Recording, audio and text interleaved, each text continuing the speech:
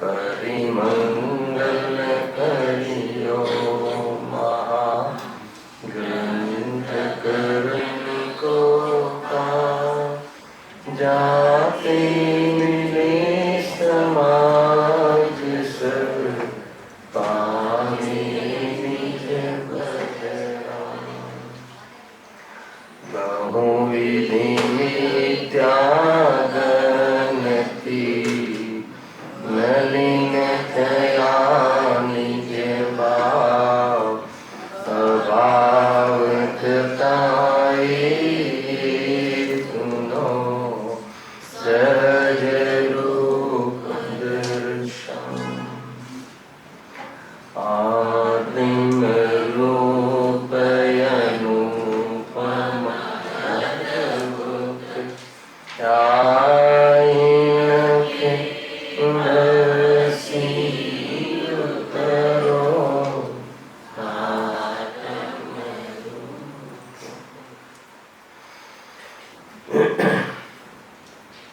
आज श्री मोक्ष मार्ग प्रकाशक ग्रंथ से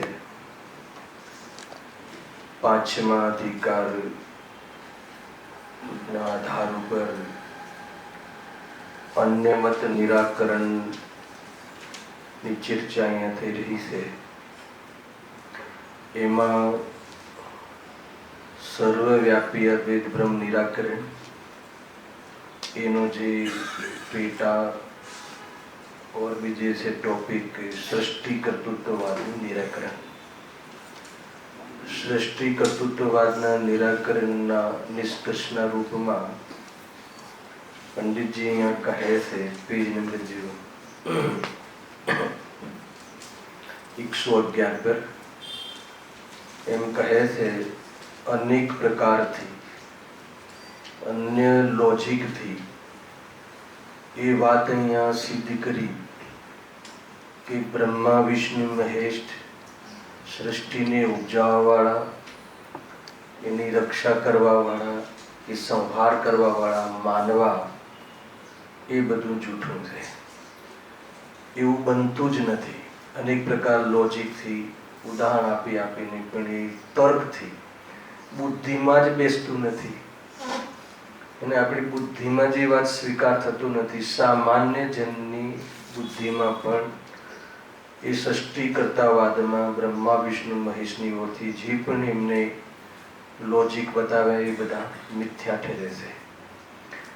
એને લઈને વાત સિદ્ધ થાય છે કે જ્યારે કોઈ લોકનો કોઈ બનાવવા વાળો કે કોઈ એનો રક્ષા કરવા વાળો કે કોઈ એનો સંહાર કરવા વાળું કોઈ છે જ નહીં, એવું કોઈ વાત બનતી જ નથી, તો પછી લોક જે છે એ અનાદિ અનંત છે એ વાત સિદ્ધ થાય છે હે. અને એની સિદ્ધિની જે પુષ્ટિ છે એ જે ટોપિક આપણે ગઈ વખતે પ્રારંભ કર્યો હતો, કરીબ એમાં પણ અડધો ટોપિક થઈ ચૂક્યો છે. થોડીક ચર્ચા અનુસંધાન અર્થે ફરીથી કરીશું. જે લોકને અનાદિ નિધન કહ્યું તો એના અનાદિ નિધન બતાવવા અર્થે પંડિતજી એક રજૂઆત કરી.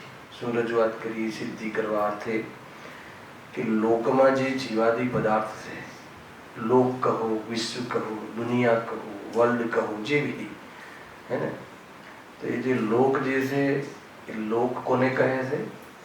દ્રવ્યના સમૂહને લોક કહે છે, વિશ્વ કહે છે. તો એ લોકમાં જેટલા પણ પદાર્થો છે અથવા દ્રવ્યો છે એ કયા છે? કેવા છે? અનાદિ અનંત છે.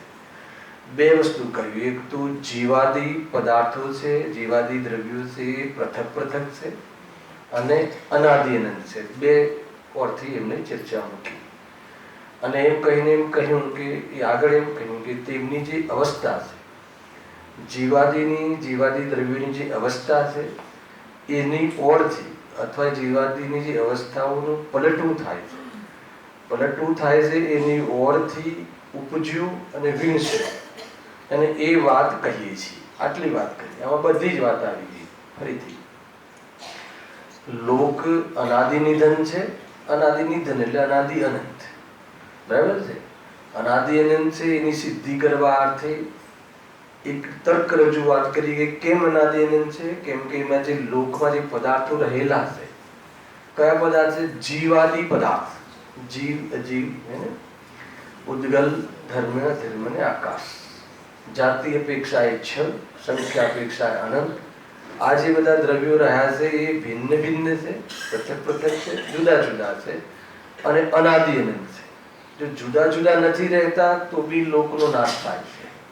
એટલે જુદા જુદા છે, એમાં એક એડ કરી કે જુદા જુદા છે અને કહે છે કે અનાદિ અનંત છે. પછી આ કોઈને એમ થાય કે અનાદિ અનંત છે પછી બધું બદલાવ થાય છે, અહીંયા કોઈ રહેતું નથી, કોઈ નાશ થતું જોવામાં આવે છે, મકાન તૂટતું જોવામાં આવે છે, ઝાડ તૂટતા જોવામાં આવે છે, બધું બને છે ને, નવા પેદા થતા જોવામાં આવે છે, અંકુર ફૂટે છે, આ બધું તો જોવા મળે છે. તો એનું પણ સમાધાન એ રીતે કર્યું કે જે પદાર્થો છે, જે દ્રવ્યો છે, તેમની અવસ્થાની પલટના થાય છે અથવા તો એની પર્યાયો થાય છે. જેમ બ્રહ્માને માયા થતી હતી ને, એમ અહીંયા જે બ્રહ્મ સ્વરૂપ જે આત્માઓ છે અથવા અનેક દ્રવ્યો છે એ બધાની પર્યાયો થાય છે. એટલે હર સમય પલટે છે, પોતાના સ્વરૂપને છોડ્યા વગર હર સમયે પલટવું એને દ્રવ્ય કહે છે. અને આ વસ્તુનું સ્વરૂપ છે. દરેક દ્રવ્ય પોતાનો ત્યાગ કર્યા વગર, પોતાનો નાશ કર્યા વગર હર સમયે નવી નવી નવી પર્યાય પ્રમાણે પલટવું, પર્યાય રીતે પલટવું, પૂર્વ પર્યાયનો વ્યય થવું, નવી નવી પર્યાયનું ઉત્પાદન થવું અને વસ્તુ તરીકે કાયમ રહે. બરાબર, સિમ્પલ. સોનાનું ઉદાહરણ જનરલી આપે છે કે સોનું જે છે સોનાને દ્રવ્ય તરીકે લેવું ઉદાહરણમાં, કે અનેક અનેક અનેક અનેક પ્રકારે આકાર પ્રમાણે એ પરિણમે છે અને એમાં પૂર્વ આકારનો વ્યય થાય છે, નવા નવા આકાર પણ એ પરિણમે છે અને સોના તરીકે કાયમી રહે છે. બરાબર છે.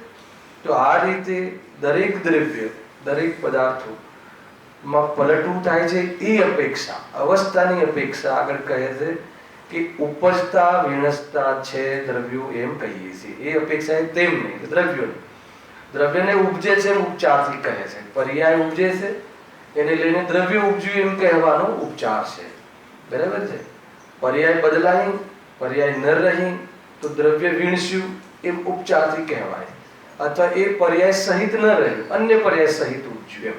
આનો વિસ્તાર કરવો હોય લાસ્ટ મને યાદ છે કે દ્રવ્ય ગુણ પર્યાયની ઓરથી આપણે ઘણી ચર્ચાઓ કરી હતી. આ વખતે ડાયરેક્ટ આપણે જે એમાં શું કહેવું થાય છે એની ઓરથી આપણે ચર્ચાઓ પાડી. ત્રાણુમી ગાથા યાદ કરી હતી ગયા શનિવારે. રવિવારે તો મહાવીર જયંતિ વિશે આપણો સ્વાધ્યાય થયો હતો, પ્રાસંગિક સ્વાધ્યાય થયો હતો. તો એ પ્રમાણે અહીંયા કહે છે. તો એ પ્રમાણે ઉપજતા વિણસતા કહીએ છીએ. પર્યાયની અપેક્ષા નવું ઉપજ્યું. બરાબર છે. અહીંયા કોઈ જીવ સ્વર્ગમાંથી અહીંયા આવ્યો, કોઈ અન્ય શરીરની સાથે ઉપજ્યો, તો આ મનુષ્ય ઉપજ્યો એમ કહે છે. અને વળી એ શરીરનો વિયોગ થઈને અન્ય જગ્યાએ થયો તો આ મનુષ્યપણાનો નાશ થયો એમ કહીએ છીએ. પરંતુ દ્રવ્યનો નાશ થયો એમ અહીંયા કોઈ વાત નથી, એમ અહીંયા કહે છે. પણ સાથે સાથે જે સ્વર્ગ આદિની ત્યાં વાત ચાલી ને કે બ્રહ્માએ બનાવ્યા છે, ક્યાં ઉભારીને બનાવ્યા, એ બધી વાત ચાલી હતી. એ તરફથી આપણે એનો નિષેધ પણ કર્યો હતો, ખંડન પણ કર્યું હતું. તો અહીંયા જોડે જોડે એ પણ કહી દીધું કે જે સ્વર્ગ આદિ છે, શું સ્વર્ગ છે, નરક છે, આ દ્વીપ છે, નંદીશ્વર દ્વીપ આદિ દ્વીપ છે, સમુદ્ર છે, પછી એમાં જે પ્રતિમાઓ છે, અકત્રિમ ચિત્તાલયો છે, અકત્રિમ પ્રતિમાઓ છે, એ બધું શું છે? એ બધું પણ અહીંયા કહે છે કે અનાદિથી છે. અને એ ખરેખર છે શું? એ બધું પર્યાયો છે. અનાદિની અનિત્ય પર્યાય, નિત્ય પર્યાય. પર્યાયોને પણ નિત્ય કહેવાની પદ્ધતિ છે. ખ્યાલ? એક પ્રકારથી મોટા તોરથી એ બધા સ્વર્ગ આદિ રહે છે, કાયમી રહે છે, અનાદિ અનંત છે. ભલે એમાં પરમાણુ બીજા આવે ને બીજા જાય, પણ જે રચના છે, જ્યાં સ્વર્ગ, જ્યાં 16 સ્વર્ગ છે ત્યાં 16 સ્વર્ગ સ્થાયી કાયમી રહે. 7 નરક છે ત્યાં 7 નરક કાયમી રહે છે. સિદ્ધ શિલા જ્યાં છે ત્યાં કાયમી રહે છે. એ નંદીશ્વર દ્વીપ આદિ એમાં જે પ્રતિમા હોય બધું કાયમી રહે છે. ભલે એ પરમાણુઓ એમાં બદલાતા રહે, બીજા આવતા રહે, જતા રહે, પરંતુ એ જે આકાર રચનાઓ કાયમી રહે છે. ખ્યાલ આવ્યો? ઘણી વાર આપણને થાય ને, આપણા જે ઘરમાં જે તિજોરીમાં જે બિસ્કિટ મૂકતા હોઈએ છે, તો જે દિવસે મૂક્યું પછી બીજા દિવસે કાઢ્યું તો એ જ બિસ્કિટ છે કે બીજું બિસ્કિટ છે? વજન બી એટલું, લેખાય પણ એટલું. પણ ભાઈ જે બંધારણની અપેક્ષાએ જોઈએ ને આગમની અપેક્ષાએ જોઈએ તો એ બિસ્કિટ નથી. એમાં કેટલાય પરમાણુઓનું આવું જવું થતું હોય છે. ભલે એ તો આપણો સ્થૂળ કાંટો જે છે ને એમાં વજન એ જ લાગે, વસ્તુ એ જ લાગે, સ્થૂળ દ્રષ્ટિ ચક્ષુથી એ લાગે, પરંતુ બદલાય છે. છતાં ભાઈ આકાર પ્રમાણે તો એ રહે, પણ એ નિત્ય નથી. આ તો અનાદિ નિત્ય પર્યાયો છે. સ્વર્ગાદિ મેં કહ્યું હતું પર્યાર્થિક ને એના જે 6 પ્રકારના ભેદ કહ્યા, એમાં એક અનિત્ય પર્યાય, અનિત્ય જે છે પર્યાયો, અને એક નિત્ય પર્યાયનો પણ ભેદ છે. એમાં અનાદિ નિત્ય પર્યાય એને આની સાંભળ્યું કે પર્યાય બી નિત્ય હોય અને પાછું અનાદિ, અનાદિ નહીં અનાદિ અનંત નિત્ય પર્યાય એને એ રીતે બધી ચર્ચા હોય. નયોની ચર્ચા નયમાં જે દ્રવ્યાર્થિકની પર્યાર્થિકની ચર્ચા બહુ જ રહસ્યમય ચર્ચાઓ છે. એના ભેદ પ્રભેદ એ બધું એકવાર આપણે ભણવું જોઈએ. એને હવે વેકેશન આવશે ને મે મહિનામાં તો સ્ટડી કરી લેજો, પછી આપણે ક્લાસ તો લેશું જ એનો.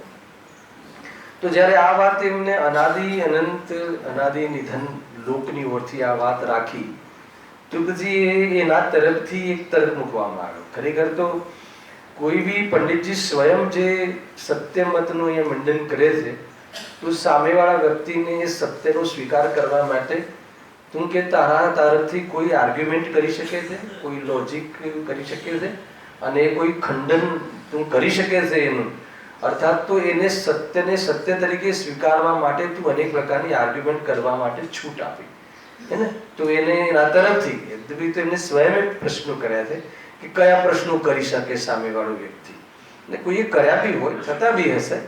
ટૂંકમાં અહીંયા એના તરફથી એક લોજિક છે કે ભાઈ જો કોઈના બનાવ્યા વિના એવા આકાર આદિ કેમ સંભવે? એને કોઈ બનાવ્યા વગર સ્વર્ગ આદિની રચનાઓ કોઈ બનાવવા વાળું તો હોય જ ને, કેવી રીતે સંભવે? જો થાય કોઈ રચના થાય તો પછી એ બનાવવાથી જ થાય. કોઈ રચના થઈ છે તો બનાવવાથી જ થાય, તો પછી એ કેવી રીતે સંભવે? પંડિતજી બહુ સુંદર જવાબ આપે છે અહીંયા કે કારણ કે અનાદિથી જ છે. એ કોઈ જવાબ છે? આપણને એમ લાગે એટલે કારણ કે અનાદિથી જ છે એટલું નથી તે પૂરું કે જે અનાદિથી છે ત્યાં તર્ક શું? સ્વભાવમાં તર્ક ના હોય હે ને. નવું બનાવ્યું હોય તો તર્ક હોય, સ્વભાવમાં તર્ક હોય. બચ્ચું મીઠું તીખું કેમ છે, ગોળ ગળ્યો કેમ છે, જે આત્મા ચેતન કેમ છે, પદાર્થ જે પૂતગલ જળ કેમ છે, અચેતન કેમ છે, કેમ છે અચેતન? બોલો. શરીર અચેતન કેમ છે, જીવ ચેતન કેમ છે? તો કે એમાં કોઈ પ્રશ્ન ન કરી શકાય, કેમ કે અનાદિથી છે, અનંતકાળ રહેવાનું છે. સ્વભાવમાં તર્ક નહીં, કોઈ બી તર્ક કરતો બી નથી. કોઈને થાય એવું કોઈ કે આ આત્મા થોડોક અચેતન રહ્યો હોત અને શરીર થોડું થોડું ચેતન રહ્યું તો કેવી મજા આવત, ખ્યાલ આવે? પણ કોઈને પ્રશ્ન નથી કે શરીર જે છે અચેતન છે, આત્મા છે ચેતન છે. એમાં કોઈ તર્ક નહીં, એમાં કોઈ પણ પ્રકારની આર્ગ્યુમેન્ટ ચાલતી નથી, જેમ સ્વભાવમાં આર્ગ્યુમેન્ટ ચાલતી નથી એમ અહીંયા કહે છે. અને એ જે અનાદિથી અનંત રહેવા વાળું છે એમાં કોઈ પણ પ્રકારનો તર્ક ચાલતો નથી એમ અહીંયા કહે છે. બસ છે, જીવ છે તો છે. કેમ જીવ આટલા જ છે? જીવના પ્રદેશ કેમ અસંખ્યાત જ છે? અસંખ્યાત પ્રદેશી છે એવી તારે ઇન્ફોર્મેશન લેવી હોય તો લે, પણ કેમ છે અહીંયા નહીં ચાલે. બાકી તો જેમ જે રીતે તને કહેશું તો પ્રશ્ન તું કરતો જ રહીશ. તને એમ કહેશું કે ભાઈ માની લો કે જે સુમેરુ પર્વત 1 લાખ યોજન ની 1.25 લાખ યોજન છે તો 1.25 લાખ કેમ? એમ તો કહીશ. ભાઈ જે સભામાં તર્ક નહીં, કોઈ બનાવવા વાળો હોય તો પ્રશ્ન એમ થાય કે કેમ આવું બનાવ્યું, સારું બનાવું. તું આગળ પ્રશ્ન કરી આવ્યા છે એને. તારે જયારે તારે માનવી બનાવો જ હતો, બ્રહ્માને કહ્યું ને આપણે તારે મનુષ્યને બનાવો જ હતો, તો સારા સારા મનુષ્યો બધા ઉત્કૃષ્ટ સજ્જન બનાવો, દુર્જન બનાવે જ છે કેમ? તો કહે છે કે એમાં પ્રશ્ન થાય, પરંતુ જે અનાદિ અનંત જીવ છે તો એમાં કોઈ પ્રશ્ન તર્ક થતો નથી એમ કહ્યું. અને એ સિવાય બી એના તરફથી જે એને વાતો મૂકી હતી ત્યાં બી એને આ વાત તો કહી હતી કે ભાઈ તારો પરમ બ્રહ્મ છે એ અનાદિ અનંત કેમ છે? અહીંયા લખ્યું જો આગળ લખ્યું છે એ પ્રમાણે, જેમ તું પરમ બ્રહ્મનું સ્વરૂપ અનાદિ નિધન માને છે એમાં મેં પણ સ્વર્ગાદિને જીવાદિ દ્રવ્યોને અનાદિ અનંત માની છે. પછી તું એમ કહીશ કે જો આગળ લખ્યું છે જેમ તું પરમ બ્રહ્મનું સ્વરૂપ અનાદિ નિધન માને છે તેમ સ્વર્ગાદિ તથા જીવાદિ પણ અનાદિ નિધન માને છે. અમે લોકો એ રીતે અનાદિ નિધન, અમે અનાદિ નિધન માનીએ છીએ. હવે તું કહીશ કે જીવાદિ વા સ્વર્ગાદિ કેવી રીતે થયા? તો પછી કેવી રીતે થયા? અમે પૂછીશું પરમ બ્રહ્મ કેવી રીતે થયા? તો તારો પરમ બ્રહ્મ કેવી રીતે થયા એ અમે પૂછીશું. કે તું કહીશ કે લોકની રચના આવી કોણે કરી, તો અમે કહેશું કે પરમબ્રહ્મને આવો કોણે બનાવ્યો. છેલ્લે થાકીને તું એમ કહીશ કે ભાઈ એ તો અનાદિ સિદ્ધ છે, અનાદિ અનંત સિદ્ધ છે. જ્યારે પરમબ્રહ્મ અનાદિ અનંત સિદ્ધ છે, સાંભળજો, તો છદ્રવ્ય અનાદિ અનંત સિદ્ધ છે એમ માનવામાં ક્યાં દોષ આવે છે? એક એટલું જ નહીં, એને માનવું એટલે આપણે માનવું એમ નહીં. તું જે અનાદિ અનંત કહે છે અને તું જે પરમબ્રહ્મને સર્વવ્યાપી અને સર્વનો સૃષ્ટિનો કર્તા છે જે રીતે તું કહે છે, એમાં તો અમે તને ઘણા દોષ બતાવે અને એમાં તો ઘણા દોષ ઉપજે છે. એમાં તો તારે ઘણી વાતો મિથ્યા ઠરી અથવા બધી જ વાતો મિથ્યા ઠરી, પણ તો અમે જે અનાદિ અનંત કહીએ છીએ, બરાબર છે? તમે કીધું કે આ લોક ઉપજ્યો ને આ લોક આમ થયું ને, તો કે અમે જે કહીએ છીએ કે છદ્રવ્ય છે, પૃથક પૃથક છે, અનાદિ અનંત છે, પર્યાયની અપેક્ષાએ ઉપજવું અને વિણસવું એ અપેક્ષાએ કહેવામાં આવે છે, બરાબર છે? એમાં તું કોઈ અમને દોષ બતાવ, એનું તું ખંડન કરીને કહે તો અમે માનીએ તો કે કોઈ દોષ એમાં બનતું નથી. જેમ તમે રજૂઆત કરી હતી એમાં તો કેટલાય દોષ બનતા હતા, પણ અમે જે અનાદિ અનંત કહીએ છીએ એમાં કોઈ પણ પ્રકારનો દોષ બનતો નથી. તો પછી અનાદિ અનંત માનવામાં તને દોષ શું છે? તું એક તો ભૂલ કાઢ કે આ રીતે માનીશું તો આમ થશે, હે ને? અનાદિ અનંત અને છદ્રવ્ય પૃથક પૃથક માનીશું તો પછી દુનિયા કેવી રીતે ચાલશે, હે ને? કોઈને પ્રશ્ન થતો તો પૂછી લેજો અત્યારે, થાય છે કે ના થાય? હે ને? આપણા માથેથી કોઈ આપણે ઘરનો કોઈ બુજુર્ગ છે, એનો હાથ હટી જાય, છત્રછાયા હટી જાય તો ઘર કેવી રીતે ચાલશે? ભલે એવું વિચાર આવતો હોય પણ ઘર તો ચાલે જ છે ને. એના ગયા પછી બી ઘર તો ચાલે જ છે ને. આપણા જે પૂર્વજો છે, આપણા જે બધા ઘરની અંદર બુજુર્ગો જેવી દાદા કે એમના પરદાદા કે એમના પિતા કે જેવી વટ ધરાવતા હતા, અહીંયા વટ પડતો હતો કે જે બી એમને ચાલતું હતું, જે રીતે તમે સમજો એનું, તો એમના ગયા એમનો વિયોગ આપણે ખાલી સ્મરણ માત્ર કરીએ કે ઘરમાં કોઈ અત્યારે મુખ્ય વ્યક્તિ હોય, વેપાર આદિમાં સમાજમાં પોસાતો વ્યક્તિ હોય, તો આપણે એવું થાય છે ભાઈ કે આ વ્યક્તિ જતો રહેશે પછી શું થશે? તો કેટલાય ગયા તો શું થયું, હે ને? અનંત જે તીર્થંકરોનો મોક્ષ થઈ ગયો, ચતુર્થ કાળમાં 24 તીર્થંકરને મુક્તિ થઈ ગઈ, એને તો શું બગડી ગયું, શું થયું? જેમ થવાનું એમ થાય જ છે ને. દુકાનો બી ચાલે છે, ધર્મ બી ચાલે છે, જે કરવા વાળા કરે છે, બધું જ ચાલે છે. તો એ કેમ ચાલે છે? કેમ કે દરેક દ્રવ્ય ગુણ પર્યાવરણ દ્રવ્યમ, અથવા તો એ દરેક દ્રવ્યમાં પલટવું એનો નેચર છે, અને કાયમી રહીને પલટવું એવો નેચર છે, હર સમય પલટવું એ નેચર છે, જે પલટવાનું હોય એ જ પલટવું એ એનો નેચર છે. બધું આવી ગયું ને, કર્મબદ્ધ પર્યાય. એટલે બધી દુનિયામાં બધું જ સુવ્યવસ્થિત છે, વસ્તુ વ્યવસ્થામાં કોઈ પ્રકારે પ્રોબ્લેમ નથી. અનાદિ નિધન અમે જે કહીએ છીએ એની ઓળથી તો બધો જ તને સત્ય પક્ષ ભાસશે, પરંતુ તું જે રીતે કોઈએ બનાવ્યું તો કેટલાય પ્રશ્નો ઉપજશે. શું કામ આવું બનાવ્યું ને, કેમ આવું બનાવ્યું ને, એને એ બનાવવા વાળો કોણ ને, ક્યાં ભારે ને બનાવીને બધા પ્રશ્નો કર્યા કે ના કર્યા? પણ એ અનાદિ નિધન છે અને છદ્રવ્ય પૃથક પૃથક છે, તો એમાં કોઈ પણ જાતનો એવી જાતિના દોષ કે એવી જાતિનું મિથ્યાપણું કે એવી જાતિનું ઇલોજિકલ લાગતું નથી, બરાબર છે કે નહીં? કોઈ કરે એ વાત તો આપણને ત્યાં પ્રત્યક્ષમાં જ સિદ્ધ થઈ જાય કે ઇલોજિકલ વાત છે. કેવી રીતે પોસિબલ છે? ખ્યાલ આવે કે નહીં? બનાવે તો સાચું. હવે આપણે આપણા કામોમાં બી લગાવવું જોઈએ. આ તો ઘણી મિથ્યાત્વની વાત છે, પણ અનાદિ મિથ્યા દ્રષ્ટિ જ વાસ્તવમાં તો એનું મિથ્યાત્વને ગ્રહ પોષે છે ને. આ રીતે મિથ્યાત્વ તો જે છે એ એક જ પ્રકારનું છે ને. તો જેમ આપણે એમ કે હું કમાઈ શકું છું, તો મૂકો કેવી રીતે કમાઈ શકે આત્મા? ગુરુદેવસિંહ વારંવાર કહે કે આત્મા કમાઈ શકતો નથી, આત્મા પૈસાને અડી શકતું નથી, છૂઈ શકતો નથી. ખ્યાલ આવે કે નથી? એ તો કમાઈ શકવાની વાત તો ક્યાં રહે? ખ્યાલ આવે શું કહે? તો આ દેખાય છે તો કે તું કહે ને, તર્કની ભાષામાં અગર ગુરુદેવસિંહ વાત કરી, તું કહે ને કમાઈ શકે તો કેટલું કમાવું જોઈએ તારે?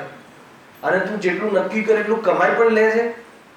તું કહે તો કે નાના સાહેબ ઘણી વાર નુકસાન પણ થાય છે. તો કેમ નુકસાન થાય છે? ધંધાઓ કમાવા માટે કરીએ છીએ કે નુકસાન કરવા માટે?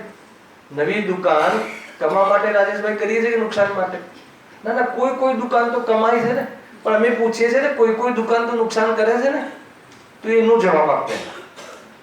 ખ્યાલ આવે કે નહીં? અને અહીંયા જે જૈન શાસ્ત્રમાં કર્મ થિયરી હે ને, કર્મબદ્ધ અને કર્મબદ્ધ કેટલું સુંદર છે.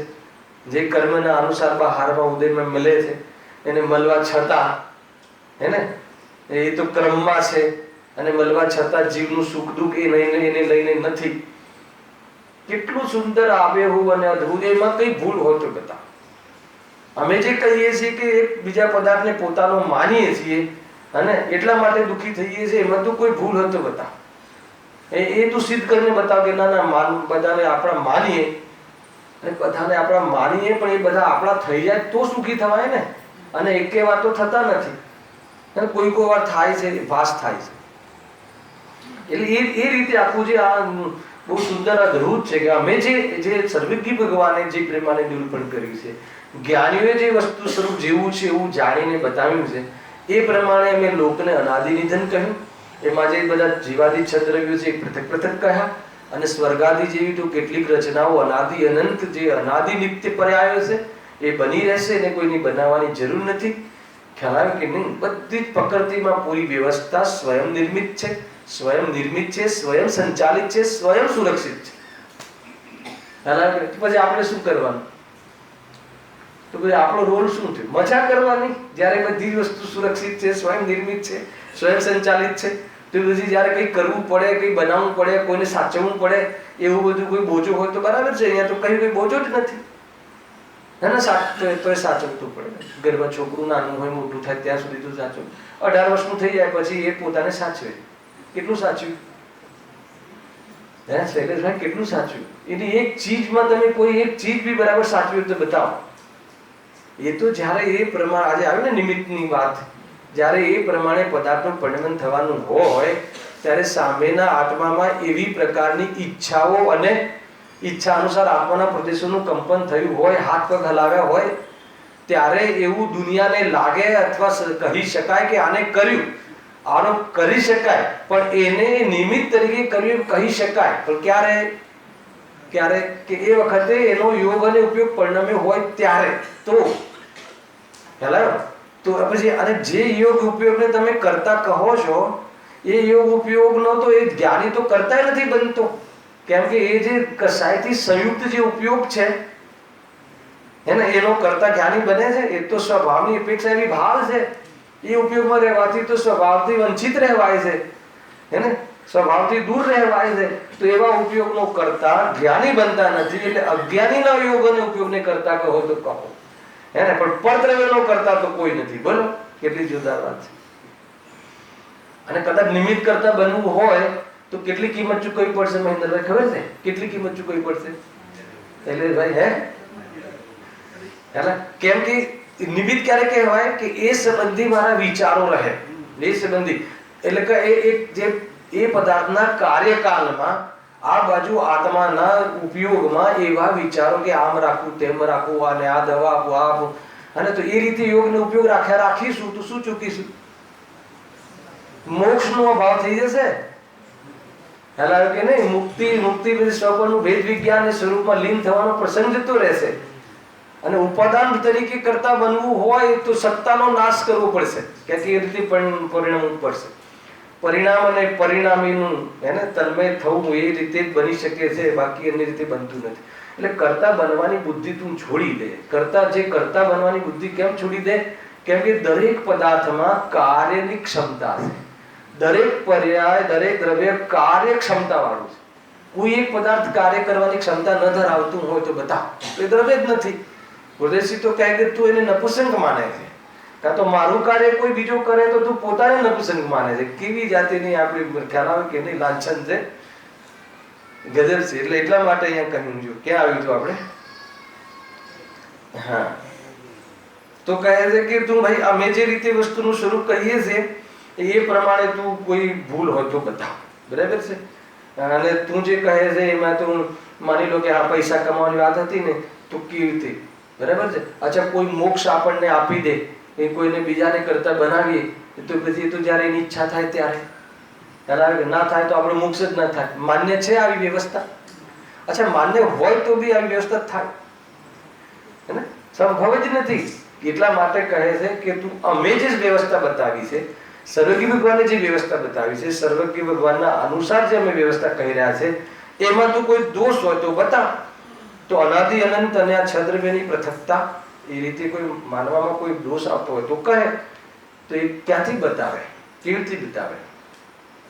પછી અંતમાં કહે છે કે તું તે પરમ બ્રહ્મને જે તું ભગવાન ભગવાન અમારા ભગવાન કહે છે, તો કે પરમ બ્રહ્મ નામની કોઈ વસ્તુ જ નથી. પહેલા તો તું જે કહે છે એવી, એને દરેક આત્મા પરમ બ્રહ્મ છે સ્વભાવથી, એ તો વાત છે, પણ કોઈ એવો એક પરમ બ્રહ્મ કે જે બધામાં વ્યાપે ને બધાને કરે ને બધાને, એવું કોઈ પરમ બ્રહ્મ છે નહીં, હે ને. અને અમે તો સ્વભાવથી બધા જે પરમ બ્રહ્મ છે કહીએ છીએ, પરંતુ પર્યાયમાં જે પરમ બ્રહ્મ થાય છે, પરમાત્મા બને છે, એ પાછી અલગ વ્યવસ્થા છે.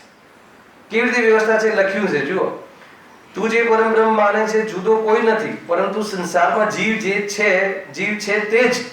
સંસારમાં જે અનાળી જીવ છે એની વાત કહી, સંસારમાં જે પાપી જીવ છે એની વાત છે, હે ને. જે આતંકવાદી જીવ છે એ, મૂર્ખ જીવ છે એ, હે ને, પાપી જીવ છે એ જ જીવ, એ જ જીવ જ્યારે ભેદ જ્ઞાન કરીને લખ્યું ને, સંસારમાં જીવ છે તે જ, બીજો કોઈ નવો કોઈ સેપરેટ કોઈ મોક્ષ જવા વાળા કોઈ અલગ ક્વોલિટી વાળા જીવો છે, એ તો બ્રહ્મા બધું કરી શકે કે આ અલગ ક્વોલિટી વાળા અલગ બધામાં જ ક્વોલિટી છે. આ એવું તો કહ્યું છે કે જેની પર્યાયમાં અસંગની સુધીની પર્યાયગત યોગ્યતા હોય છે, એ મોક્ષ જવાની પર્યાયમાં ક્ષમતા નથી, વસ્તુમાં તો પૂરી ક્ષમતા નથી. એવું તો એ સ્વયં સંચાલિત છે, પણ કોઈએ પાર્સાલિટી કરીને અસંગની બનાવ્યો કે મોક્ષ જવાની ક્ષમતા વાળું છે એવું નહીં. અરે એ જીવ કોઈ કશાયની બનતા પામીને સંગી પણ ચિંતિત થયો કે ના થયો, એટલે જ્ઞાનમાં મનમાં વિચાર કરી શકે, વિચાર શક્તિ વાળો જીવ થયો, અને સ્વયં સ્વપરનું વેદ જ્ઞાન કરે છે, એને આગમ અનુસાર અહીંયા લખ્યું. અને તે જ યથાર્થ જ્ઞાન વડે મોક્ષ માર્ગ સાધનથી, મોક્ષ માર્ગ સાધન એટલે શું? સમ્યક રત્નત્રય, અવેદ રત્નત્રય, નિયમરૂપ કાર્ય, એ કાર્ય સાધીને સ્વયં સર્વજ્ઞ અને વિતરાગી થાય છે ને મુક્તિને પ્રાપ્ત થાય છે. અમે એને એવા સિદ્ધ ભગવંતોને પરમ બ્રહ્મ પરમાત્મા દશા પામ્યા છે એવા જીવોને અમે કહીએ છીએ. બરાબર છે? એટલે અહીંયા કહી. બાકી તું જે પરમ બ્રહ્મ કહે છે એ મતલબ નથી. તેના જ્યાં અહીંયાથી સ્ટેટમેન્ટ ગયું તો એને એક પ્રશ્ન મૂક્યો. કયો પ્રશ્ન મૂક્યો જુઓ.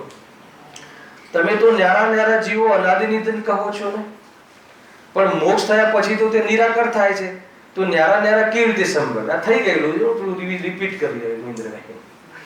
હેલા કેમ કે મહત્વપૂર્ણ છે ને, એટલે લાસ્ટ વ્યાખ્યાનમાં વિસ્તારથી કર્યું હતું, અત્યારે આપણે સંક્ષિપ્તમાં કહીએ છીએ કે ન્યારા કહો છો ને. કેમ આ પ્રશ્ન થયો? કે આગળ કહ્યું ને કે તો મારે ત્યાં પરમ બ્રહ્મ જે સંસારમાં જે જીવ હોય કેવી રીતે વેદ જ્ઞાન કરીને મુક્તિને પ્રાપ્ત થાય છે. મુક્તિને પ્રાપ્ત થાય છે એટલે શું? સંસારની બહાર નીકળી જાય છે. બરાબર છે? શરીર રહિત થઈ જાય છે. સિદ્ધ ભગવાને આ કહ્યું ને. તો પછી એ કહે છે કે જ્યારે એ નિરાકાર થઈ જાય છે, તમે કહો છો મુક્તિ થઈ જાય છે, તો પછી તો નિરાકાર થઈ જાય છે. આપણે બી કહીએ છીએ કે સિદ્ધ ભગવાન કેવા છે? નિરાકાર છે, નિરંજન છે, ઘણું બધું કહીએ છીએ. તો એ નિરાકાર થઈ જાય છે, તો એ નિરાકાર નો થઈને શું કર્યું? તો પછી એ નિરાકાર થાય છે, તો તે ન્યારા કેવી રીતે રહી શક્યા? અને અનાદિ અનંત ક્યાં રહ્યો? બે વસ્તુ, હે ને. જે મુક્તિ, એ લોકો એમ માને છે કે જ્યારે મુક્તિનું એ લોકોનું ભાવાસન શું છે ચેતનભાઈ, કે જ્યારે જીવ મુક્તિને પ્રાપ્ત થાય છે એટલે વિલીન થઈ જાય છે. એ લોકોને ત્યાં એવું છે. મુક્તિનો ભાવાસન રીતે કરાવે છે કે આ જીવ મુક્ત થઈ ગયો, વિલીન થઈ ગયું. ક્યાં વિલીન થઈ ગયું? બ્રહ્મમાં. ક્યાં વિલીન થઈ ગયો? એને જ્યોતમાં ભળી ગઈ એમ. એટલે એની કોઈ સત્તા જ ના રહી, ખ્યાલ આવે? અને રહ્યો જ નહીં. તો કહે છે કે તો પછી તમે પૃથક પૃથક કહો છો, અમે તો મુક્તિમાં માને છે કે બ્રહ્મ મળી જાય, ખ્યાલ આવે? અને પછી તો જીવ તરીકે ના રહ્યો, તો કે જીવ તરીકે ના રહ્યો કે સંસારી જીવ ના રહ્યો, અને સંસારમાં ના રહ્યો કે લોકમાં ના રહ્યો. એને પ્રશ્ન પૂછો તમે. સંસારમાં ના રહ્યો પણ લોકાગ્ર ભાગે તો બિરાજમાન છે ને. ચાર ગતિઓમાં ના રહ્યો એ વાત તો બરાબર છે, પરંતુ લોકમાં ના રહ્યો એવું ક્યાં છે? અને શરીર રહિત થઈ ગયું તો બરાબર છે, પરંતુ એ આત્મા તરીકે જ ના રહ્યો ને કોઈ આત્મામાં ભળી ગયું એવું ક્યાં છે? આપણે ત્યાં છે ને એક સિદ્ધમાં બસતે અનંત સિદ્ધ, હે ને. એક સિદ્ધમાં તો એ દરેકનું ચતુષ્ટય ભિન્ન છે, પોતાનું સુખ ભિન્ન છે. એમ પણ સાથે કહે છે ને, એ તો એક પ્રદેશે રહેવાની આવી અવગાહનત્વ લીધું હતું ને આપણે શનિવારના ક્લાસમાં, હે ને. કયા કર્મના અભાવમાં અવગાહનત્વ થાય છે? હે ને, આયુ કર્મ. બરાબર છે ને? આયુ કર્મના અભાવમાં અવગાહનત્વ, હે ને. તો અહીંયા તો એક શરીર અધિષ્ઠાતા હતો. 8 ગુણની ચર્ચા મેં કરી હતી શનિવારે. 4 જે ઘાતી અઘાતી કર્મના અભાવમાં બહુ સુંદર અદભુત ચર્ચા થઈ હતી આપણે. બરાબર છે ને? આજે નથી ભાઈ, સાંજે, અને કાલે પણ નથી, અને પછી નેક્સ્ટ શનિદેવથી પાછા ક્લાસ ચાલુ કરીશું. બરાબર છે? તો મને બતાવો કે અવગાહનમાં શું લીધું હતું આપણે, કે એ આત્મામાં અત્યારે તો એક શરીરના આધારે રહે છે, શરીરનો અધિષ્ઠાતા છે, કે શરીર આત્માનો અધિષ્ઠાતા છે. મુખ્ય રૂપથી તો આમ કથન મળે છે ને, શરીર આત્માનો અધિષ્ઠાતા છે, આધાર છે, શરીરના આધારે આત્મા રહે છે. મેં તમને ત્યાં પેલી ગાથા યાદ કરાવી હતી, જે પૂર્વ રંગની ગાથા, એમાં એમ કહ્યું કે નહીં, આત્મા શરીરનો અધિષ્ઠાતા છે. બધા નિમિત્ત કથન છે. કેવી રીતે? કે જે શરીરમાં આત્મા ના હોય એ શરીરને કોઈ જીવ ગણતું જ નથી, હે ને? વ્યવહારથી બી જીવ ગણતું જ નથી. એટલા માટે શરીર હોય તો, જીવ હોય તો શરીરની કિંમત છે. બોલે આપણા ઘરમાં પિતાજીનું શરીર છે પણ જીવ જતો રહે તો એ શરીરની કેટલી કિંમત, અને જ્યારે જીવ હોય ત્યારે કેટલી કિંમત, બે બતાવી દો. અધ્યાત્મમાં અપેક્ષા તો જીવ હોય ત્યારે શરીરની કિંમત ન લાગવી જોઈએ, ખ્યાલ આવ્યો? અને વાસ્તવમાં આગળની અપેક્ષા એ શરીરમાં જીવ રહ્યો છે તો ત્યાં ઉચિત વ્યવહાર કરવો જોઈએ. બે વાત ખ્યાલમાં આવી કે ના આવી? એને શરીર તો જીવ છે જ નહીં, શરીરમાં જીવ રહેતો જ નથી, એ તો અસંખ્ય પ્રદેશમાં રહે છે, તો શું કામ અમને સાચવીને ચાલવાનું કહો છો? એમ કરીને મસળી નાખે જીવને. તો કહે કે ભાઈ ત્યાં જીવ બેઠો છે, શરીર જીવ નથી, એ વાત સાચી છે, અસંખ્ય પ્રદેશોમાં રહ્યો છે, એ વાત સાચી છે, પણ શરીરના સંયોગમાં ત્યાં દૂધ અને પાણીની જેમ રહ્યો છે, પ્લસ દેહ બુદ્ધિ વાળો જીવ છે, રાગી જીવ છે, સ્વભાવને ભૂલેલો જીવ છે, અને આવી બધી પરિસ્થિતિઓમાં વિશેષ દુઃખી થાય છે. બોલાવે લાવે કે ના જીતું હોય, કેટલું જોરદાર છે. તો એનું બી એક પ્રયોજન છે. શરીર સહિત જીવને જીવ કહેવાનું પણ, વ્યવહારથી જીવ કહેવાનું પણ એક પ્રયોજન છે. અનર્ગલ પ્રવૃત્તિથી બચવાનું પ્રયોજન છે. બરાબર છે? પરંતુ ત્યાં અધ્યાત્મ અપેક્ષા એ ભલે શરીરની સાથે રહે પણ એ શરીર અને ચેતન જીવ બે જુદા છે. એક સમય માટે પણ એ શરીર છે તે જીવ નથી. અને એ તો શરીરમાં જીવનો વાસ ના હોય ત્યારે શરીરને તો કોઈ સાચવ, સડી જાય છે, શરીરને ગંધ મારે છે, માટી ભેગું કરવું પડે છે, અગ્નિદાહ દેવું પડે છે. ખ્યાલ આવે કે અહીંયા એ વાત કહે છે. જો ક્યાંથી વાત નીકળી, પોઈન્ટ ક્યાંથી આવ્યો? હા, ન્યારા. બહુ વિસ્મૃત થઈ જાય છે, મેમરી લોસ થઈ જાય છે ભાઈ. ખ્યાલ આવે ને? જો એનો અર્થ શું છે હવે? એનો ઉપયોગ બહુ ફેલાવો નહીં. અધ્યાત્મ આરંભ બી ના જોઈએ. આધ્યાત્મિક આરંભ ભી વાસ્તવમાં અનુભૂતિ અથવા તો આત્માના હિતમાં બાધક છે. લૌકિક આરંભ, વેપાર વ્યવહારનો આરંભ તો મતલબ જ નથી, એ તો હિંસક છે. પરંતુ સમજવું, સમજાવવું, ઘણા અર્થો કરવા, એ બી આધ્યાત્મિક જે આરંભ છે એમાં બી ઉપયોગ ને બહુ પરિતાપ છે. હા, જો ભાઈ એને બહુ લિમિટેડ જ્ઞાન કીર્તિ છે. ન્યારા કહ્યા કે જો નિરાકારની વાત આવી હતી ને, તો કહે છે કે ભાઈ એ તો અમે જે નિરાકાર કહીએ છીએ ને, એ નિરાકાર એ રીતે સમજે છે. કઈ રીતે સમજે છે? કે હવે કોઈ જીવ રહ્યો છે નહીં, તો કે એવું બનતું નથી, ભિન્ન જ રહે છે. અને આગળ કહ્યું કે જે અમે સર્વજ્ઞ થઈ ગયા, નિરાકાર થઈ ગયા, જોડે જોડે સર્વજ્ઞ થઈ ગયા એમ બી કહ્યું, હે ને? મુક્તિને પામ્યા અને સર્વજ્ઞ થઈ ગયા, વિતરાગી થઈ ગયા, આટલા વિશેષણ મળે છે આપણને ભગવાન માટે. તો સર્વજ્ઞ થઈ ગયા તો એ તરત પૂછે છે, પંડિતજી આપણા તરફથી પ્રશ્ન મૂકે છે કે ભલે તું કહે છે કે નિરાકાર થાય છે, ત્યાં ન્યારા કેવી રીતે રહ્યા? એટલે એક થઈ ગયા, મિક્સ થઈ ગયું, એ આત્મા રહ્યો જ નહીં, એને ભિન્ન ના રહ્યો, એક. તો કહે છે કે ભિન્ન પણ રહ્યો, આત્મા તરીકે પણ રહ્યો, અને લોકમાં પણ રહ્યો. અવસ્થા પલટાઈ છે, અમે આગળ કહ્યું ને. અને એ અવસ્થા એવી પ્રાપ્ત થઈ છે કે શરીરના સંયોગમાં ન રહ્યો, શરીરના સંયોગવાળી અવસ્થા ન થઈ એક, અને જ્ઞાનની પૂર્ણ અવસ્થા થઈ ગઈ. હવે અમે જયારે વિતરાગી ભગવાન, જેમને પરમ બ્રહ્મ કહીએ છીએ, સિદ્ધ ભગવાનને, હે ને? તો એ સર્વજ્ઞ છે કે નહીં? તો સર્વજ્ઞ થયા તો એ સર્વજ્ઞ બધાને જાણે કે ના જાણે, પેલા કઈ જાણે કે ના જાણે, જો લખ્યું છે. મુક્ત થયા પછી સર્વજ્ઞને તે દેખાય છે કે નહીં? હે ને? એ ભલે એક સિદ્ધમાં આનંદ સિદ્ધ બસે તો એક સિદ્ધને, એક સિદ્ધ ભગવાનને, એક પરમ બ્રહ્મને, એ સર્વજ્ઞ ભગવાનને એ દેખાય કે ના દેખાય? અરે સર્વજ્ઞ થઈ ગયા તો એનો અર્થ જ છે કે દેખાય. એને એ પોતે દેખાય છે કે ના દેખાય? તમે કહો નિરાકાર થઈ ગયો, કોઈ આકાર નહીં એટલે વસ્તુ નહીં, એમ નહીં. આકાર નહીં એટલે આકાર નહીં નો અર્થ આપણે થોડી વાર પછી કરીએ છીએ. નિરાકાર, હે ને? નિરાકાર એટલે આકાર નહીં એમ નહીં, ખ્યાલ આવે કે નહીં? નિરાકાર એટલે હવે આકારો બદલાય એવો આકાર નહીં. એક નિરાકાર એટલે છદ્મસના જ્ઞાનમાં દેખાય એવો આકાર નહીં, ઇન્દ્રિયોથી દેખાય એવો આકાર નહીં, વારંવાર બદલાયા કરે એવો આકાર નહીં, એનું નામ નિરાકાર. સમજમાં આવે છે કે નહીં? હવે જેમ કે ગ્રસ્ત જીવનમાં સંસારમાં તો આકારો બદલાય છે આત્માના. હવે આડો આકાર, હવે હાથીના શરીરનો આકાર, હવે મનુષ્યના શરીરનો આકાર. તો હવે આકાર બદલાવાનો નથી, નિમિત્તપણામાં શરીર પણ નથી. એટલે હા, સ્વભાવ વ્યંજન, બરાબર છે. એટલે એક પ્રકારથી નિરાકાર થઈ ગઈ. અને એ જે નિરાકાર થયું અને શરીર રહિત થઈ ગયું અને સર્વજ્ઞ ભગવાન છે ને બધું દેખાય છે. અચ્છા, એ નિરાકાર શરીર વગરનું જે આત્મા થઈ ગયો એને પોતાનો અસંખ્યાત પ્રદેશનો કોઈ આકાર હશે કે નહીં હશે? છેલ્લી અવસ્થા પ્રમાણ કિંચિત ન્યૂન આકાર હશે કે નહીં હશે?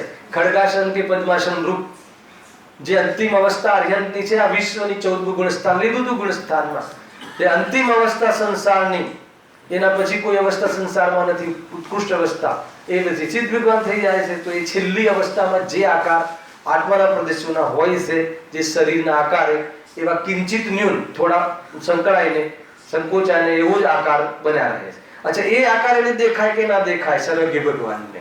એને આપણને ઇન્દ્રિયો વાળા જ્ઞાનમાં ના દેખાય, પણ ઇન્દ્રિય વગરના જ્ઞાનમાં તો એ આકાર દેખાય કે ના દેખાય? હવે આપણે કેવી રીતે એને ઇમેજિન કરી શકીએ કેવું દેખાતું હશે? અમૂર્તિક તરીકે જ દેખાતું હશે ને. આપણને તો મૂર્તિક દેખવાની આદત છે ને, 5 ઇન્દ્રિયોથી આપણને આ શેપ છે, આ શેપ છે. તો વગર શરીરે અમૂર્તિક આત્માના પ્રદેશો, સ્પર્શ રસ ગંધ વર્ણ આકાર રહિત આત્મા, એનો આકાર સિદ્ધ ભગવાનના સર્વજ્ઞ જ્ઞાનમાં એ આકાર પ્રત્યક્ષ દેખાય છે કે નહીં? જ્ઞાનનો વિષય બને છે કે નહીં? ન બને તો કાં તો વસ્તુ ના હોય, કાં તો સર્વજ્ઞ ના હોય. તો બેનો નિષેધ થાય છે અને એમ તો બનતું નથી. એટલા માટે આકાર પણ છે, ખ્યાલ આવે કે નહીં? એકબીજામાં કોઈ ભળી જાય એવી વ્યવસ્થા બી નથી. એટલે જુદો બી ઠર્યો, વસ્તુ બી રહી, કાયમી રહી અને જુદો બી ઠર્યો. એટલે ભગવાને જે અનાદિ નિધન લોક કહ્યું છે અને એમાં બધા દ્રવ્યો પૃથક પૃથક પણ કહ્યા છે, એમાં ક્યાં દોષ આવે? ખ્યાલ આવે ને? આટલી વાત આ પેરેગ્રાફમાં કરી છે. હવે એના પછીનો જે આપણે વિષય છોડ્યો તો ત્યાંથી આગળ આજે પ્રારંભ કરીએ. વિષય તો ચાલુ છે ને આ વીકમાં કાંઈક જો. હા, એ પ્રમાણે યથાર્થ સિદ્ધાંત વડે લોકમાં સર્વ પદાર્થો અકૃત્રિમ, જુદા જુદા, અનાદિ નિધન માનવા. બરાબર છે ભાઈ દિનેશભાઈ? આટલું બરાબર છે ને? યથાર્થ સિદ્ધાંત વડે કરવા કે માનવા? માનવા. કરવા નહીં, જાણવા અને માનવા. બે, જાણવું અને માનવું. સાચું જાણવું અને એ પ્રમાણે માનવું. તો કે તું સર્વજ્ઞ થઈ જઈશ એમ અહીંયા કહે છે. એ પ્રમાણે યથાર્થ સિદ્ધાંત વડે લોકમાં સર્વે પદાર્થો અકૃત્રિમ, કોઈએ બનાવ્યા નથી, જુદા જુદા, પૃથક પૃથક રહે છે. આધાર આદેશ સંબંધ નહીં, સ્વસ્વામી સંબંધ નહીં, કારણ કાર્ય સંબંધ નહીં, કોઈ સંબંધ નહીં, કોઈ સંબંધ નહીં, કોઈ સંબંધ. એક ક્ષેત્ર અવગા સંબંધ તો ખરો નહીં. એક ક્ષેત્ર અવગા, તો એક ક્ષેત્ર અવગા એટલે એક સાથે રહે છે. તો એક સાથે રહે છે એમાં કયો સંબંધ બને છે? તમે આપણે બધા એક સાથે બેઠા છે, એમાં કયો સંબંધ બને છે? કોઈ સંબંધ નથી બનતો.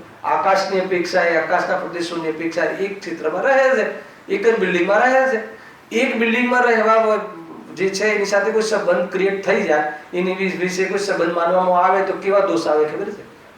આપણા પડોશમાં કોઈ આતંકવાદી રહેતો હોય અને આપણે બાજુમાં રહેતા હોઈએ અને પોલીસ કહે કે ભાઈ તું બાજુમાં રહે છે એટલે તું પણ આતંકવાદી, તો કેવું લાગે આપણને?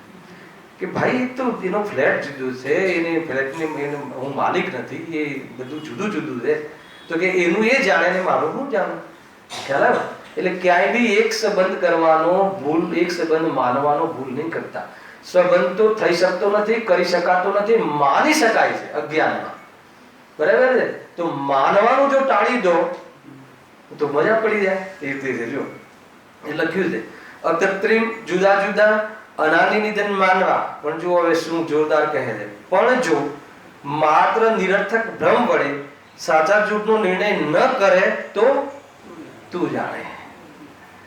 ખ્યાલ આવે કે નહીં? માનો કે દિનેશભાઈ બતાવો કે આપણે જ્યાં સર્વજ્ઞ ભગવાને જે વસ્તુનું સ્વરૂપ બતાવ્યું છે એ પ્રમાણે આપણે ના માનીએ તો નુકસાન કોને છે? સર્વ કે ભગવાન? શું વાત કર્યો છે? એમના માનવા વાળામાંથી એક ઓછો થઈ ગયો. જીતુ, એમને માનવા વાળામાંથી એમનો એક શ્રદ્ધાળુ ઓછો થઈ ગયો કે ના થઈ ગયો? અરે બગડે છે કોનું? એમનું શું બગડે છે? અરે આખી દુનિયા ના માને. મને બતાવો કે અરિયન ભગવાનને માનવા વાળા પંચમ કાળમાં બોરીવલી સ્થાનમાં કેટલા? અરિયન ભગવાનને માનવા વાળા ખ્યાલ આવે કે નહીં? સંપ્રદાયની અપેક્ષાએ માનવા વાળા કેટલા અને સત્યની અપેક્ષાએ માનવા વાળા કેટલા? હવે પેટ વધારે નથી ખોલું મારે. કેટલા ખ્યાલ આવે કે નહીં? તો કહે છે કે એનાથી ભગવાનની ગરિમા, ભગવાનનું અનંત સુખ, એમની વિતરાગતા, એમને આવ્યા બાદ આનંદ, એમાં શું ફરી પડી ગયું? એમનામાં તો કઈ પણ પ્રોબ્લેમ નથી. પણ આપણે જો ન માનીએ તો તું જાણે એટલે ખ્યાલ આવ્યો કે નહીં? તું જાણે એટલે કે તને ખ્યાલ નથી. તું જાણે નો અર્થ કેવો નીકળે છે હે ને? તો તું જાણે એટલે તું રખડી છે, તું દુઃખી થઈ છે. સારી ભાષામાં કહીએ તો જો તું આ નહીં માને તો દુઃખી થઈશ. અને એમના કહેવાથી માનવું એમ નથી. તું એની યોગ્ય પરીક્ષા કરી લોજિકથી તું બેસાડ, સ્વીકાર કર, બુદ્ધિમાં સ્વીકાર કર પહેલા. અને બુદ્ધિમાં તારો સત્યનો સ્વીકાર થાય તો શ્રદ્ધા ત્યાં નમી પડે છે. શ્રદ્ધા જોડાઈ જશે તો તારો ઉપયોગ નહીં ભમે અને સ્થિર થઈ જશે તો તું પણ ભગવાન થઈ જશે. સિમ્પલ છે. સમ્યક દર્શન, સમ્યક જ્ઞાન, ચાલે આ રીતે. જો હવે આગળ હવે એમને ઓર બીજો એક ટોપિક અહીંયા જોઈન્ટ કર્યો છે. વળી તેઓ જ બ્રહ્માથી પુત્ર પૌત્રાધિક વડે કુળ પ્રવૃત્તિ ચાલી કહે છે. કેટલી વાત કહી. એક પરમ બ્રહ્મ છે, અદ્વૈત બ્રહ્મ છે, પછી પાછી એની બધી માયા છે. હવે તો બ્રહ્માને પુત્ર પુત્રી પણ કહી હે ને? બ્રહ્મા વિષ્ણુ એમને પુત્ર પુત્રી પત્ની બધું છે એમ કહે છે. હોય ભગવાનને કોઈ દિવસ ખ્યાલ? ભગવાન આત્માને ના હોય ને ભગવાનને ના હોય તો વચ્ચે જે રહ્યું એને હોય એ વ્યવહારથી કહે. અને માની લે તો ભગવાન આત્મા ચૂક્યા ને પરમ બ્રહ્મને પ્રાપ્ત ના થાય. ખ્યાલ આવી ગઈ બધી વાત શોર્ટકટમાં? ગુરુદેવની જે આખી જે મેટર જે કહી સદગી ભગવાનની ઓરથી એ આટલામાં બધી સમેટી શકાય છે. એટલું જોરદાર. જો શું કહે છે કે વળી તેઓ જ બ્રહ્માથી પુત્ર પૌત્રાધિક વડે કુળ પ્રવૃત્તિ ચાલી કહે છે.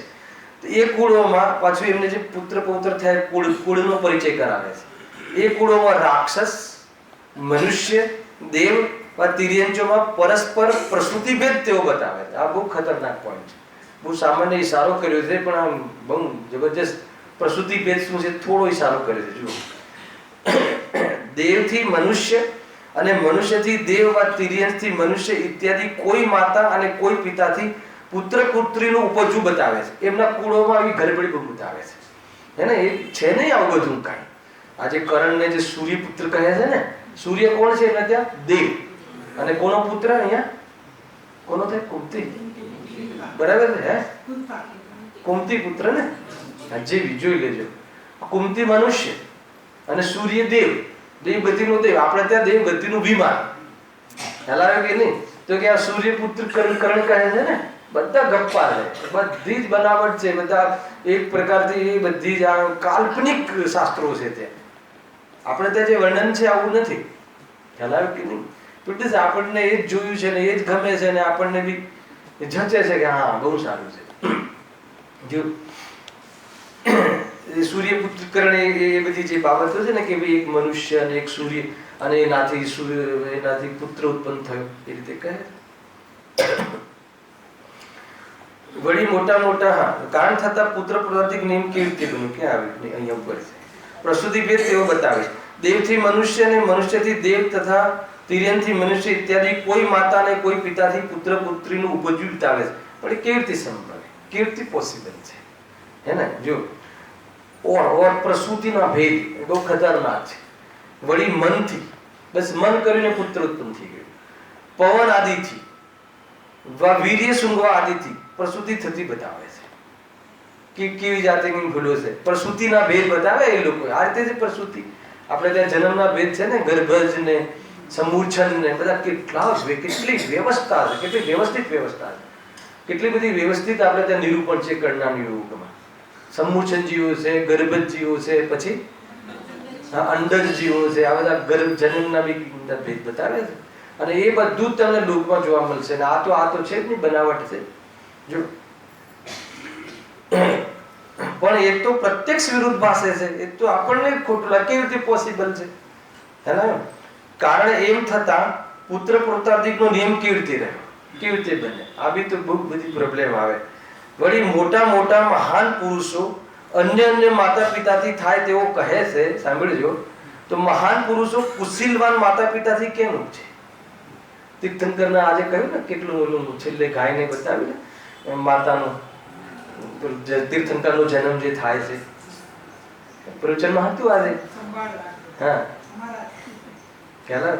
તીર્થંકરની માતા જગતમાં એવી બીજી કોઈ માતા ના હોય એવી કહી રહી. આ તો કુશીલ માતાના પેટે કોઈ દિવસ મહાપુરુષો 63 લાખ પુરુષો ન જન્મે, એવી રીતે જન્મ ત્યાં ન થાય.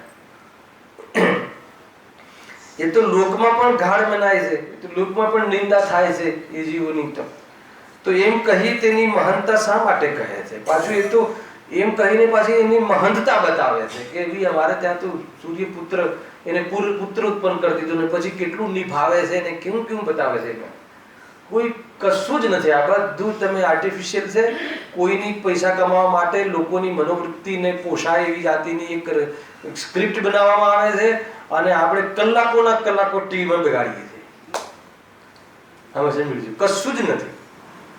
આપણે ત્યાં છે ઘણું બધું વાંચો, આપણે હરિવંશ પુરાણ ને બધું જોરદાર છે. જે કૃષ્ણની જે એમાં આમાં જે કહ્યું છે ને આગળ બધું કેવી બધું કહે છે, એમની લીલા જે બધી કહે છે. ગોપીઓથી આસક્ત છે અને પેલા કંસની દાસી ઉપર કુબ્જા પર આસક્ત થઈ જાય છે. કૃષ્ણનું જીવન એવું નથી, બહુ પવિત્ર જીવન છે. રાવણનું બી બહુ પવિત્ર જીવન છે. આ બધા જે બધા ભાવિ તીર્થંકરોના જીવ છે, આપણે ત્યાં ભાવિ તીર્થંકરના જીવ ભલે હોય પણ વર્તમાનમાં જે પણ જે એમને યુદ્ધ કર્યા અને માનકશાહીના લીધે રાવણ ગયા છે ત્યાં નરકમાં.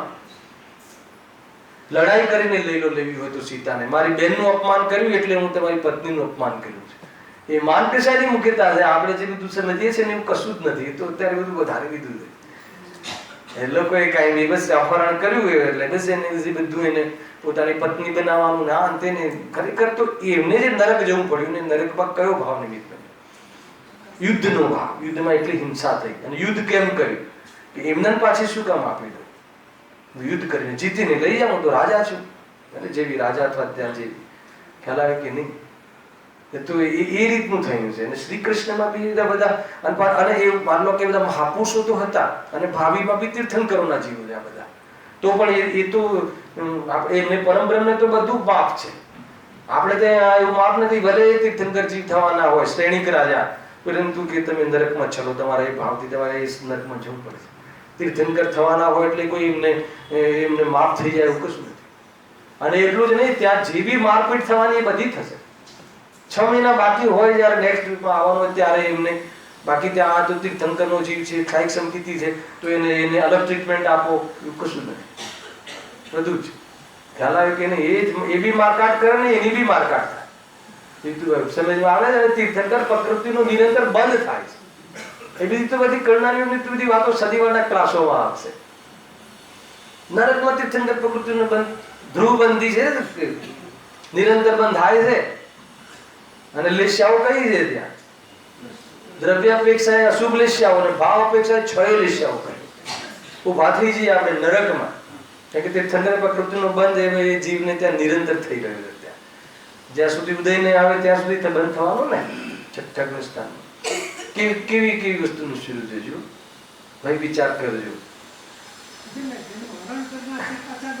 હે? હા, એટલે રાવણને સંબોધન કરવા જાય ક્યાં કેવી જાતિનું પૃથ્વાનું જો આ એ લોકોનું જે છે એવું તો કશું છે જ નહીં. બધી જે આપણને બકવાસ લાગે છે. જો આ ગણેશનું બી લખ્યું છે, આવું કોઈ ગણેશનું સ્વરૂપ જ નથી. વળી મેલ આદિ વડે ગણેશાદિકની ઉત્પત્તિ બતાવે છે. આ બધી કથાઓ છે, બધી ખોટી, બધાને ખબર બી છે, કંઈ ખુલાસા આપણે કરવાની જરૂર નથી. કોઈનું અંગ કોઈને જોડાયું એમ બતાવે છે. હાથીની સૂંઢ એને એવું સ્વરૂપ જ નથી. ખબર નહીં આ કેવી રીતે આ બધું ચાલી ગયું.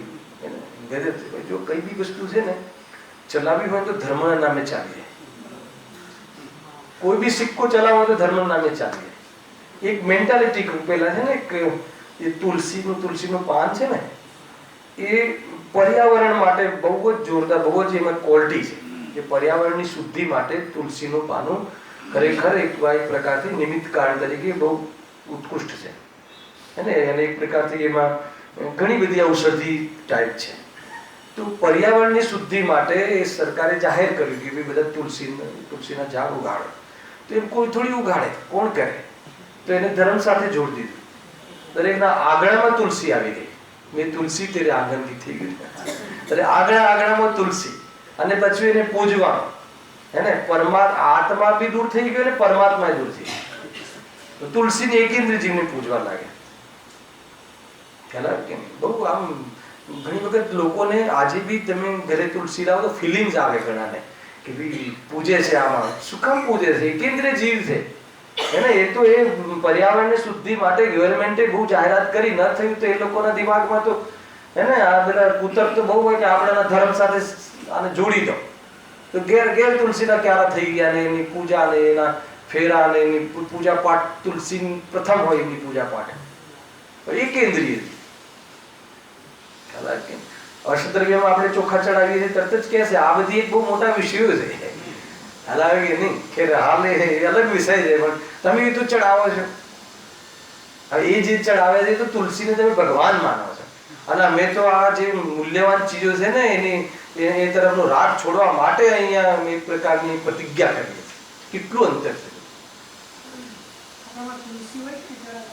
ના, આપણે ચોખા ચડાવીએ ને એટલે એ તો કહે ને કે અમે તુલસીને માનીએ છીએ, તમે ચોખાને માનો છો, તરત કહે ને. એ જ વાત છે. પછી આપણા વાળા બી થોડી ઓછા છે, પછી તો બધું કરે ને, નાળિયેર ને બધું, વનસ્પતિઓ ને ફળ ને ફૂલ ને બધું આવી ગયું કે ના આવી ગયું? એને કેટલા દોષ આવી ગયા. ધર્મ તો આમે નથી, ધર્મ તો છે નહીં.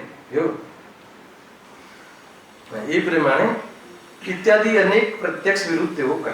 હવે એક નવો ટોપિક ચાલુ થાય છે, બહુ જોરદાર ટોપિક છે, અવતાર મીમાંસા. એ લોકો 24 અવતાર માને છે. કોના? બ્રહ્મા વિષ્ણુના. વિષ્ણુ બધે ફરે છે, એમને બધા અવતાર તરીકે વિષ્ણુ જ આવ્યા કરે છે. નારાયણ એ બને, નારદ એ બને, રામ એ બને, કૃષ્ણ એ બને, કોઈ મેચ જ નથી ખાતું. કૃષ્ણ ક્યારે, કૃષ્ણનો સમય ક્યારે, રામનો સમય ક્યારે, હે ને, બંને ક્યારેક એક સમયમાં કહી દે ને, બંનેને ક્યારેક એક કહી દે ને, ક્યારેક અવતાર કહી દે ને, કાંઈ કોઈ બી રીતે ગણિત બેસતું નથી. અને 24 અવતાર, આપણામાં બી 24 શબ્દ છે, એમને બી 24 ઘડી ગાડી. આપણામાં 24 અવતાર નથી, 24 તીર્થંકર છે.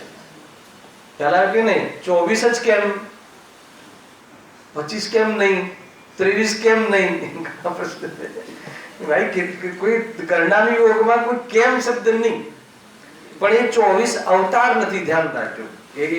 જેમ કે આદિનાથ ભગવાન છે, પછી બીજા અજીતનાથ, એ પછી અજીતનાથ તરીકે આવ્યા એમ નહીં. આ તો આ જીવો પૂર્વમાં આરાધના કરીને એને અહીંયા આવ્યા અને અહીંયા આરાધના કરીને મોક્ષી ચાલ્યા ગયા.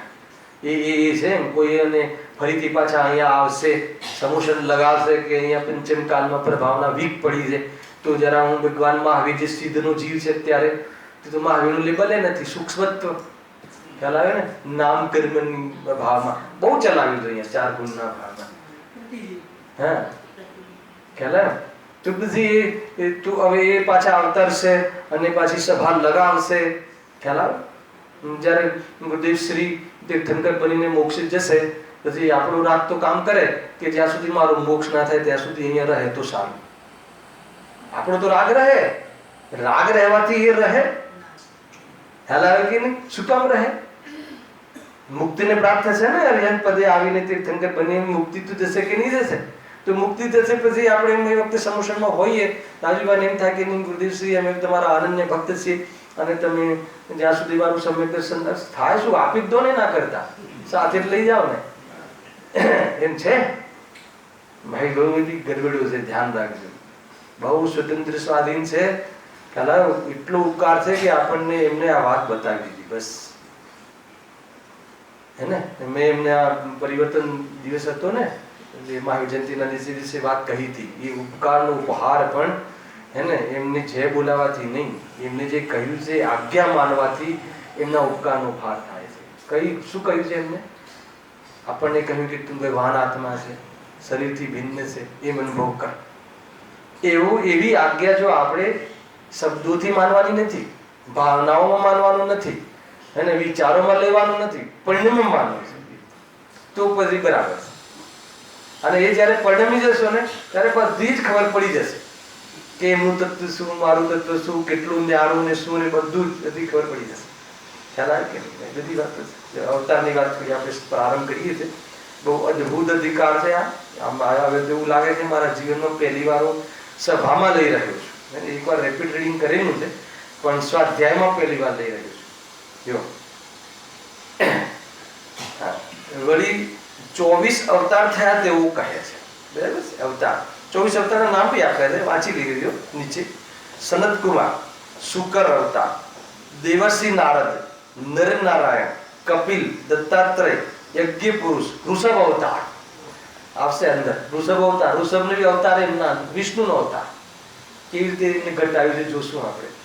પૃથુ અવતાર, મત્સ્ય માછલી, માછલીનો અવતાર પરમ બ્રહ્મ લે છે. દેવ હોય ને, દેવગતિના દેવો, એ તો અહીં આવીને અનેક વિક્રિયાથી અનેક શરીરો ધારણ કરે.